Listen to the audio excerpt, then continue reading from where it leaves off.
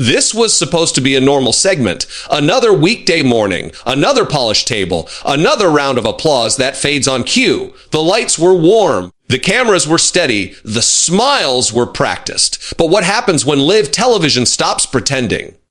What happens when a conversation goes one sentence too far? When tone replaces volume, when authority tightens its grip, and a room full of professionals forgets how to breathe? Because on this morning, Joy Behar didn't raise her voice. She didn't slam the table. She didn't shout over anyone. She did something far more dangerous. She stopped the show. And across from her sat Robert De Niro, calm, composed, unmoving, a man who has played power on screen for 50 years, now watching it unfold in real time. The red light was on. The audience was silent. The producers were whispering. And no one could cut to commercial fast enough. This was still supposed to be easy. That's the thing no one in the room said out loud, but everyone felt. The segment had been planned, timed, rehearsed down to the second.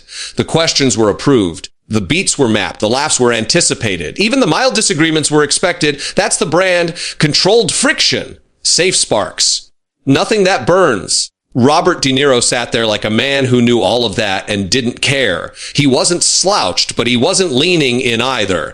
He occupied his space without claiming it. One leg crossed over the other, hands resting lightly, fingers still. His eyes moved slowly from host to host, absorbing, assessing. Not nervous, not defensive, just present. Joy Behar, on the other hand, was fully in host mode. Spine straight, chin lifted, that familiar half smile that says, I'm listening, but I'm also steering. She'd been doing this longer than most people in the room had been alive. Live television was her terrain.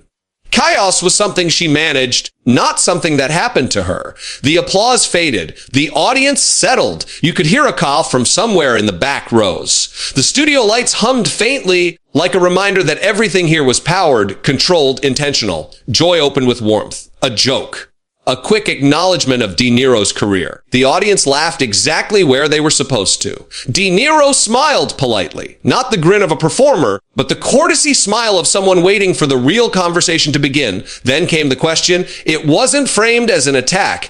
It wasn't even framed as a challenge. It was phrased carefully, diplomatically, the kind of question that invites a strong answer without explicitly demanding one. The kind that sounds casual to viewers at home, but carries weight in the room. De Niro listened without interrupting. His eyes stayed on Joy the entire time. When she finished, there was a beat just a fraction of a second longer than normal before he spoke. That pause mattered. On live TV, pauses are dangerous. They stretch. They invite interpretation. They give producers heart palpitations. But De Niro didn't rush to fill it. He let it breathe. When he answered, his voice was low, steady, almost conversational. No edge, no performance. He spoke like a man answering a question honestly, not like a guest delivering a soundbite. The first sentence landed softly, reasonable, agreeable even. Heads around the table nodded. Joy nodded too. So far, so good. Then he continued. The second sentence shifted the weight of the room. Still calm. Still measured, but now there was a line in the sand, not drawn dramatically, just placed there.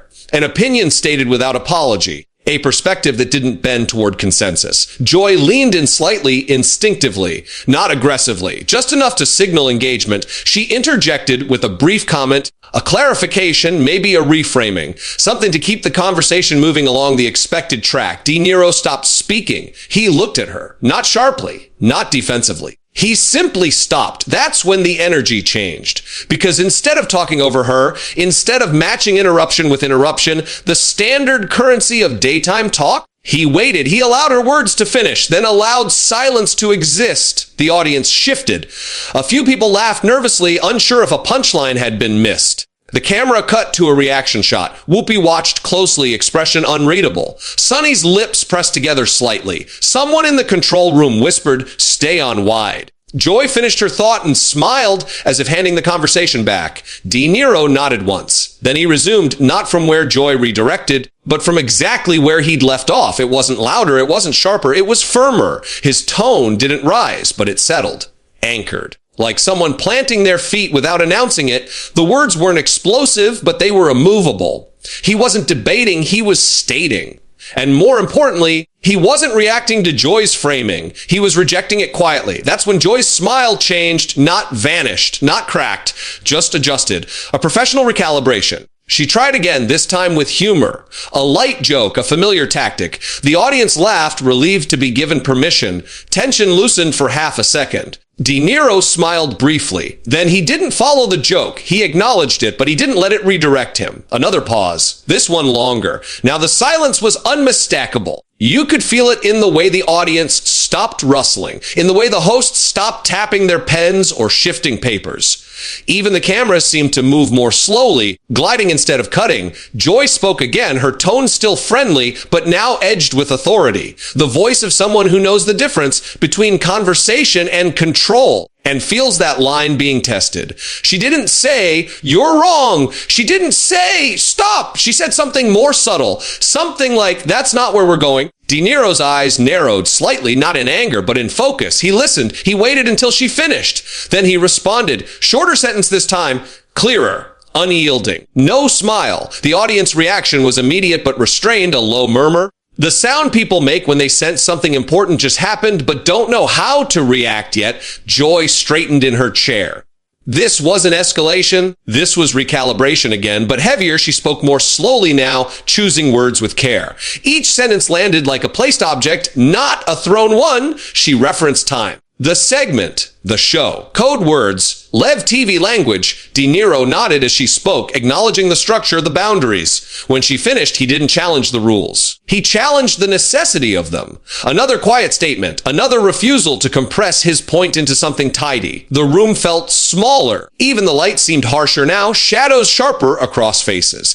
The audience was silent, fully locked in. This wasn't entertainment anymore. It was observation. Joy glanced briefly toward Whoopi. Not for help, for confirmation. Whoopi didn't move. The producers were whispering now, more urgently. You could see it in the slight delay of camera cuts, the hesitation. No one wanted to be the one who chose the wrong angle. Joy returned her gaze to De Niro. For the first time, there was no smile. Her voice stayed calm. That's what made it powerful. She wasn't losing control. She was asserting it. She spoke a sentence that wasn't meant for the audience.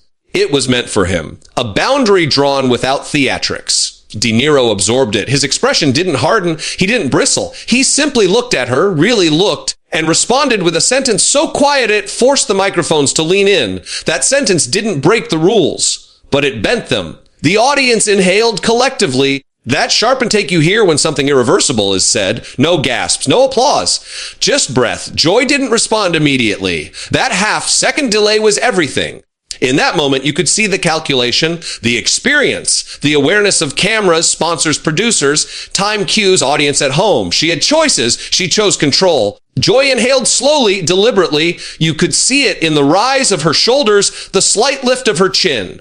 The red light above the camera burned steadily, a silent reminder that everything was being broadcast live, unfiltered, uncensored. The audience shifted in their seats. A faint shuffle that might have gone unnoticed anywhere else, but here it felt monumental. Even the faint whir of the studio cameras seemed louder, a low mechanical heartbeat echoing in the tense room. She glanced toward the camera briefly, not breaking her focus on De Niro, but confirming to herself that she was still in command. Her eyes were steady, a subtle signal that she wasn't about to allow the conversation to spiral. It was a look that demanded attention, even from someone like Robert De Niro, who had spent a lifetime commanding attention on screens far larger than this. De Niro, meanwhile, didn't flinch. He remained seated, spine straight, hands folded neatly in front of him. His expression was calm, almost polite, but the calm carried weight. It wasn't passive. It was contained power, the kind of power that comes not from yelling, but from being immovable, unshakable. The air between them thickened with every passing second, charged with tension that the audience felt but couldn't put into words. Joy spoke again, slowly, choosing each word with precision.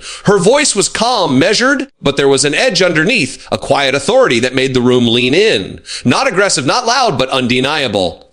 "Hold on," she said, and it hung there, floating in the studio lights, in the soft hum of the cameras, in the invisible gaze of the control room behind the glass. 2 words, simple. But in that moment, they carried the full weight of live television authority. The floor manager started to step forward, headset on, a small paper in hand, probably cues for timing, for music, for a cut to commercial, but he froze mid-step. No one knew what to do. Producers were whispering frantically into their headsets, fingers tapping buttons. eyes darting between monitors. The pause was not scripted. There was no manual for it. Everyone felt it. Even the audience held their collective breath. Niro looked at Joy, not with irritation, not with defiance, not even with surprise. Just with presence. He nodded once, slowly, as if acknowledging that he understood the boundary she had drawn. He didn't move. He didn't speak. He simply existed in the moment with her, fully aware of the gravity of the silence.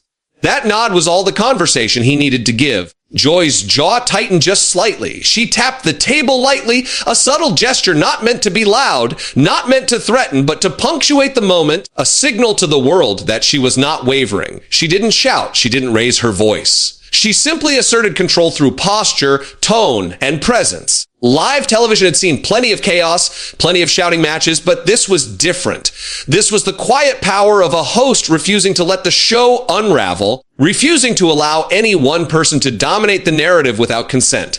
Then she spoke again, her words carefully chosen, precise and brief. "We're stopping for a second," she said. The room froze. The audience, the crew, the hosts, the guest, all of them felt the weight of those words. Live television doesn't stop. It keeps moving, it keeps cutting, it keeps rolling. But she stopped it. Not with aggression, not with force, not with hysteria. She stopped it with clarity, authority, and timing. The audience gasped quietly, a ripple of realization passing through the rows. Not loud enough to break the moment, not overt, but enough to mark that something monumental had happened. Producers' whispers turned frantic. Camera operators held their shots a second longer, unsure where to cut. Every eye in the studio was fixed on the table, on the woman and the man, locked in this silent duel of control. Niro didn't move. His hands remained folded. His eyes never left hers. There was no challenge, no escalation, just the quiet presence of someone who understood the gravity of the moment, but refused to be rushed, manipulated, or dismissed. Joy's voice remained calm, steady. She didn't escalate. She didn't demand. She didn't attack. She simply asserted the boundary she knew the show needed to maintain. "This isn't where this conversation is going," she said, a statement of fact more than a command. Silence followed, thick and complete, stretching seconds into an eternity. No one breathed. The floor manager paused. The crew froze. Even the audience seemed suspended in time, captivated by the tension, aware that this was not a scripted moment, but the raw, live unfolding of human interaction under pressure. Niro nodded again, quietly, acknowledging the boundary, but then he spoke softly, almost imperceptibly at first. "That's the point," he said, a simple sentence, calm, clear, and immovable. Not a rebuttal, not a provocation, but a statement that reframed the interaction, refusing to yield. The room forgot to breathe. Joy looked at him fully now, eyes steady, unwavering. She didn't argue. She didn't escalate. She didn't even respond immediately.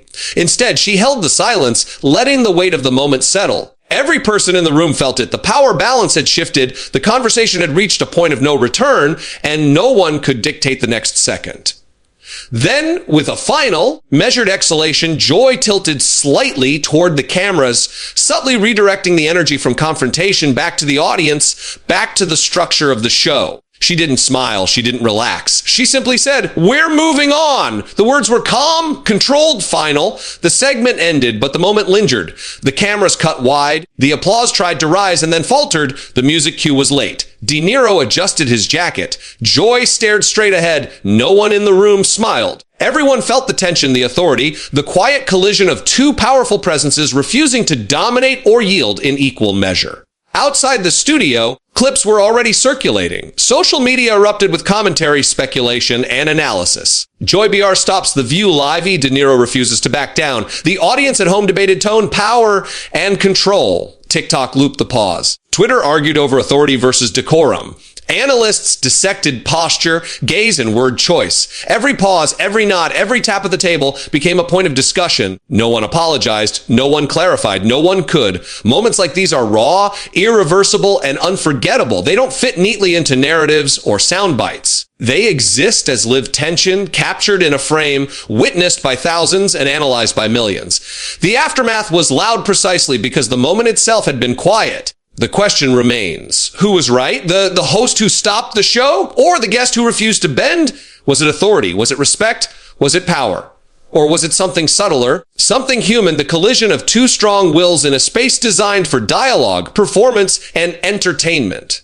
The studio lights eventually dimmed. The crew began to breathe again, and the audience exhaled quietly. But the memory of that pause, that unspoken tension, that quiet assertion of control and refusal to yield, remained. Moments like these don't disappear. They echo, they are dissected, they are remembered. And in the world of live television, that quiet, deliberate power is more potent than any scream. Joy Behar and Robert De Niro didn't shout. They didn't throw chairs. They didn't escalate into chaos. They simply held space, each claiming their authority in different ways, and the result was a moment that would be replayed, discussed, and debated for weeks. The cameras may have moved on. The segment may have ended. The show may have continued. But the room had felt the shift, and so had the viewers at home. The tension, the pause, the quiet assertion, all of it was real, visceral, and unforgettable. On live television, a pause can echo louder than applause. A glance can speak louder than words. And that morning, Joy Behar and Robert De Niro created a moment that no producer, no cue card, no rehearsed line could control. It wasn't chaos. It wasn't screaming. It was the quiet, relentless collision of authority and presence, of experience and immovability. Social media erupted instantly. Clips looped endlessly. The pause, the nods, the subtle tap of the table.